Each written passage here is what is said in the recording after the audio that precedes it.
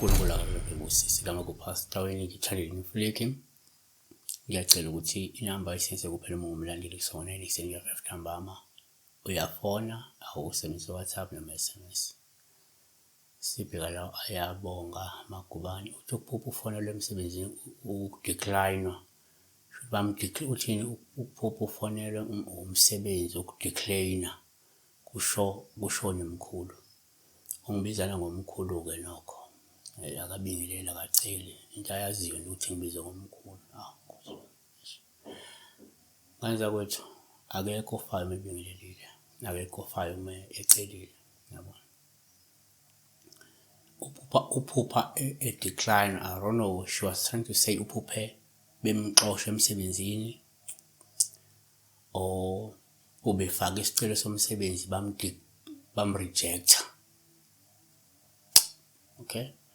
Senze igama lokuxoshwa la ngoba uthe wena ukudeclarewa, webemdeclare.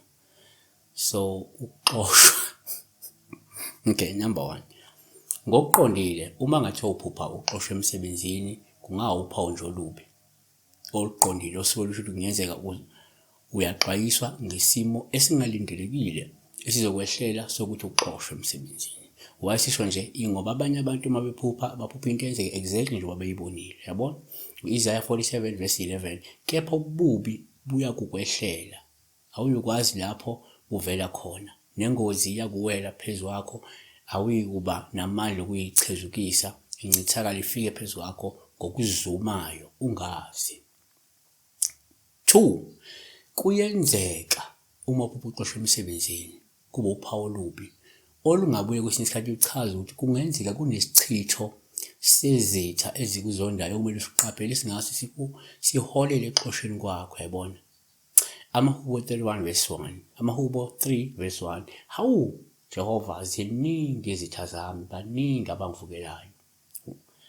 3. Asiphethe.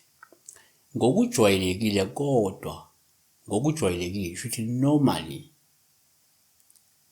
uma uphupha uxoshwe emsebenzini kuwuphawu oluhle. Luvame luthi lubi ukuthi uma ngukuthi kuzodilizwa kuleyo nkampani, wena uzophepha ungaxoshwa, yabona? Uma ngukuthi khona inguquko ezizokwenziwa kuleyo nkampani zokudiliza abasebenzi, wena sukuzophepha ungeke uxoshwe. Amahubo 91 verse 10 to 11, awuyukwehlelwa ngokubi nesifa siyusondela etendeni lakho ngokuba-ke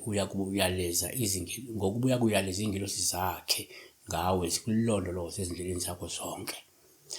I remember ukuthi 2022 bekudilizwa nje emsebenzini, bekudilizwa i-TV kule morning show.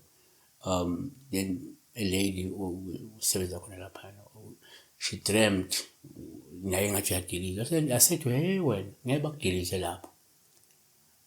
Nalamhla useselapho sasebenza usenza le verse emjob ayenza vele 2022 namasayenza khona lapha. So ngokujwayele verse kungekho uxoshwa, yabona? Ngophupha uxoshwa, yabona? Siyabonga.